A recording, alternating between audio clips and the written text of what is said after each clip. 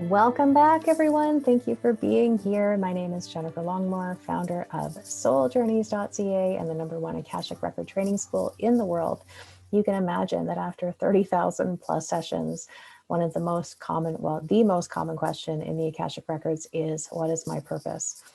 So having known my purpose at a young age and not living it until I finally did, I know that. And I also know what it's like to all of a sudden wake up to living your purpose, having spoken with so many people over the years. So purpose is an interesting thing for us to navigate. And I've learned from so many people, including my own journey, that there are 20 divine truths to living in alignment with our purpose. So I'm going to share that with you today.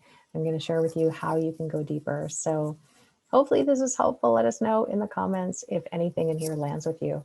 You know, we spend our lives answering a few simple yet profound questions, which is, what is the meaning of my life? What am I here to contribute? And what is my purpose and how can I share it? So I've learned that since that is the foundation of what drives a lot of us, there's things that can make that easier to navigate. And there are certain truths that we learn along the way in living our purpose and witnessing other people doing that. So one thing I've learned, the number one thing I've learned is that when you have a misidentified and misapplied sense of purpose, you make healing yourself a purpose, or really anything. Going into debt to dig yourself out of debt, gaining weight to lose weight. We can turn ourselves into a project because then we feel purposeful, even though that's a misdirected sense of purpose. The second divine truth is that when you turn yourself into a full-time job, it serves as an energy of distraction for living your actual purpose. And I know many of us have done this. This is why I'm bringing this up. I see this time and time again. The third truth is that when you treat yourself as a project that needs to be fixed, your focus will always create more ailments to fix, because as you know, what we focus on expands and what we focus our attention on becomes our intention. The fourth divine truth is that what we focus on expands. So if you see yourself as a project, you'll keep gathering evidence to prove yourself right. If you see yourself as fully deserving and worthy and amazing and so on, then of course that will be true as well. The fifth divine truth is that when you're focusing on what's right with you, it frees an immense amount of energy to be, to create, to move forward, instead of focusing on what's wrong with us. And in that, we become our own best friend. We're basically talking to ourselves the way we would expect a best friend to talk to us. The sixth divine truth is that there's always a spiritual root cause to any perceived block that we're having. So when we connect with our guides, we can have immense healing and transmutation and tons of miracles if we choose that, by understanding that there's always a spiritual root cause to any dissonance that we're experiencing in our life. The seventh divine truth is that if you're choosing to be a healer, and I'm imagining you are if you found your way here, that we don't actually heal people. We create a sacred container for someone to step into and create their own desired shifts, either because there's a mirror effect going on, there's just a safe space to hear, right? To really, really hear their own inner voice and their own inner knowing. We are our own healer. We can't really be someone else's healer, but we can create the conditions that allow for someone to have healing if they so choose. The eighth divine truth is that living in alignment with our purpose is always a choice. We were gifted with free will, so there is no right or wrong, and you're not running out of time. People want to get it right, or they're afraid of getting it wrong, and they're afraid of running out of time. It's the time pressure that pushes on people. But you will always attract the main experiences that you need for your own growth and to be contributing to other people. And you'll be given opportunities to take a look at your life to see if you're on track with how you want to live your life and how you're choosing to live your life. But it's always a choice, and you're not going to be made right or wrong for it. That's just, again, a construct from a programmed world, right? And the infinite creative life force is never going to say to you, oh, you're bad because you didn't do this thing. You'll just be given other opportunities to grow, to get to acquire the same opportunities.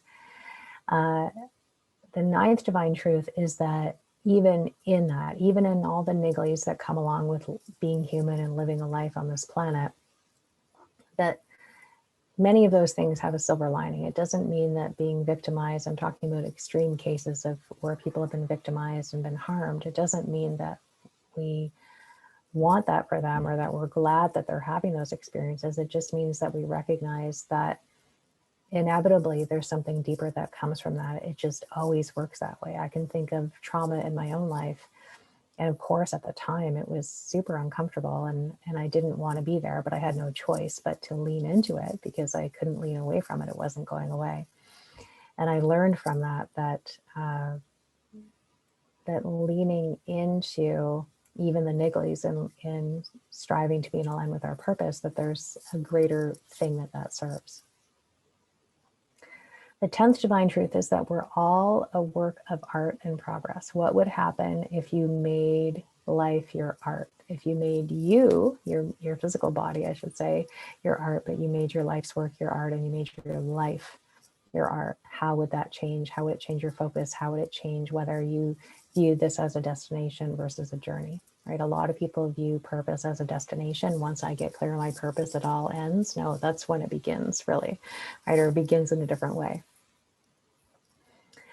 11th divine truth is that the universe always has your back.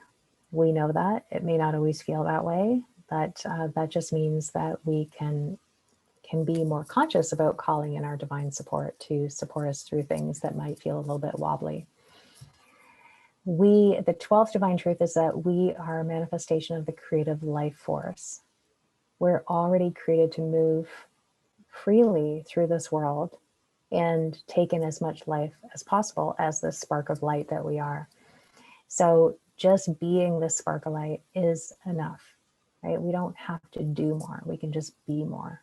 And in being more, we don't have to do any more to be more. We just intend to radiate out more of our essence, of our light. The 13th divine truth is that we already have everything we need. We're already fully resourced. We just forget that sometimes. So anytime we think, oh, I can't live my purpose because I don't have this or that, that's not entirely true. We just need to call upon it. The 15th divine truth is that we're already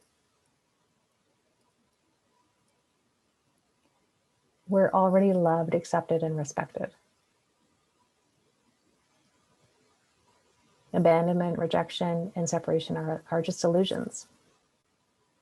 And when we know that, then we don't have to make them mean more than they need to mean. The 16th divine truth is that illusion is at the root of any discomfort or pain that we experience. An illusion is created in a programmed world, right? Where we're separated from our divinity. So we can look at everything through what would a divine being do in this situation, and that will allow us to transition through whatever it is that we're experiencing. The next divine truth is that living in the question rather than the answer allows you to live in the reality of what is and create more possibility and create more expansion. I don't live in absolutes. Things are always changing. I find that as I'm alive on this planet longer, the less answers I have. When I was younger, and you might relate to this, I thought I had way more answers than I actually did. Now I'm not only willing to suspend all the answers that I thought I had, live in the question, really just living in curiosity, right? That's all living in the question is. And feeling comfortable living there, because it's one thing to live in the question, it's another thing to feel comfortable there. I actually like not having answers. I like having the answers that I thought I knew challenged. It doesn't mean they'll change, but I like having them challenged. And I think this is especially true post-2020, right? The world that we thought we lived in is showing us some different things. We have to be willing to look at things differently. The next divine truth is that time is an illusion. has no bearing on your growth. So as I mentioned, we can feel like we're running out of time, but there is no such thing as time and space. That's just a human construct. So if there is no such thing as time, and it has no bearing on your growth, then you get to grow at the speed that you choose. You get to collapse time. You get to jump timelines. You get to live and expand wherever you choose.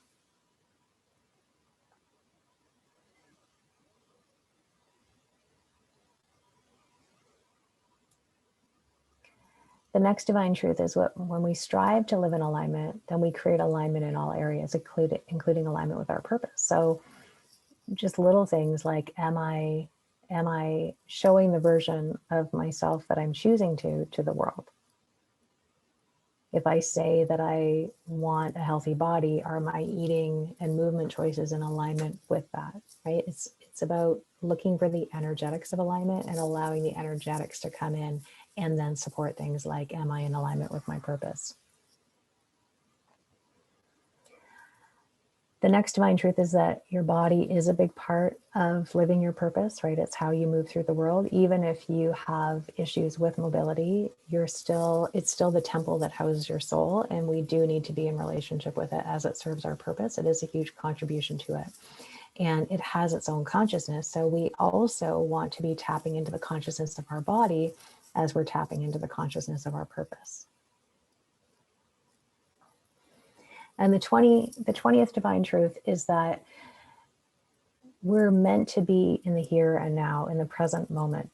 We can keep being in the future and searching for our purpose puts us in the future. It takes us away from the present moment. When we're looking for things, when we're searching for things, when we're trying to find things, it takes us out of the groundedness and centeredness of our now moment.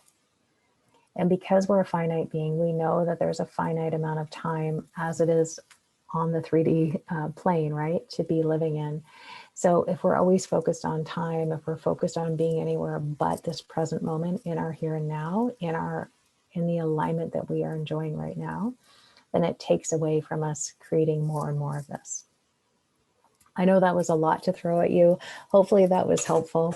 I get asked these questions all the time, and these are the meta level understandings, right, of what it really means to live in alignment with our purpose. Again, it's a journey, not a destination. And when we know that, then it can actually be fun. Then we get to decide what energy we're going to infuse in the journey. So I hope this helped. If you would like to go deeper into the Akashic Records, if you would like to be guided through that process, if you would like to get even more clear on what your purpose is, I've created a free gift that's going to answer all of that for you. I'll put the link in the comments, but for now, if you have a pen and paper, then go to souljourneys.ca/soul, and that will take you to the next level of your purpose-filled life. I hope you enjoy it. Thanks for being here today. Thanks for being here on the planet and being you. I'll see you again next time. Bye for now.